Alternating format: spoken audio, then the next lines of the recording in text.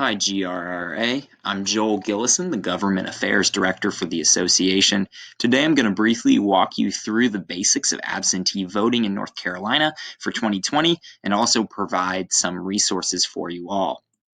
Before I begin, here's some important dates for this election cycle. September 4th will be the first day absentee or mail-in ballots are going to be sent out. Additionally, sample ballots will be posted online on that day. This means that some people are going to begin voting 2 months before the actual election. October 9th will be the last day to register to vote online or by mail. October 15th to 31st is when early voting or one-stop voting is going to be available around the county. During one-stop voting or early voting, you're going to also have the opportunity to register to vote on the same day. October 27th will be the very last day for absentee ballot request, and November 3rd will be election day. A few notes about absentee ballots. Absentee ballots and mail-in voting are synonymous in North Carolina. The only option we have for mail-in voting is absentee, which isn't always the case in other states. Also, not everyone's going to receive an absentee ballot. If you want one, you have to request it by the October 27th deadline, or you will not get a mail-in ballot. There's going to be no special requirement to request one, so if you need one, request it. I'm going to walk through 2 ways real quickly for us to do that.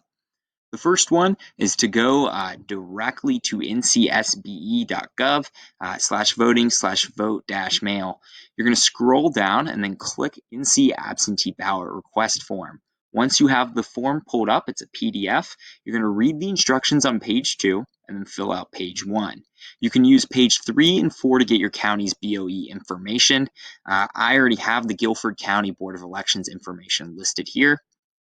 You can then mail, fax, or email the completed form, completed and signed form, to your BOE. From the time you request, it's going to take about 10 days to receive your ballot at the very least.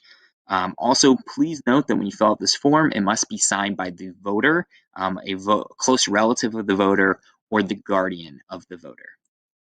The second way to request an absentee ballot is online via the NCSBE website. So go back there to ncsbe.gov, then click on this green banner that's at the top of the website, and it says request your absentee ballot online. You're going to want to click that. Once you've done that, there will be a voter information lookup form. You can fill that out and then verify your identity. Once you've done that, the form will come up and you will be able to submit it online. You don't have to send it to the Board of Elections. After you receive your ballot in the mail, it's pretty simple. You're going to have one other adult witness your ballot after you filled it out. You'll seal the ballot in a container return envelope that's provided, and then you will complete the absentee application and certification on the outside of the envelope. You and your witness are going to need to sign that. Then you can return it in one of 3 ways. The first one is that you can mail it to your county BOE, postmarked before November 3rd, and it has to be in their hands before 5 p.m. on November 6th. The second way is you can drop it off in person at the Board of Elections before 5 p.m. on November 3rd. And then lastly, you can drop it off during hours at an early voting site in your county from October 15th to 31st. Here are a few more resources not related to absentee ballots. The first one is about registering to vote. You can just go to that link and learn how to register, check your registration, update it. The second one's about early voting. You can also go to that website to learn how to participate in early voting and also look up where your one-stop site will be in your county.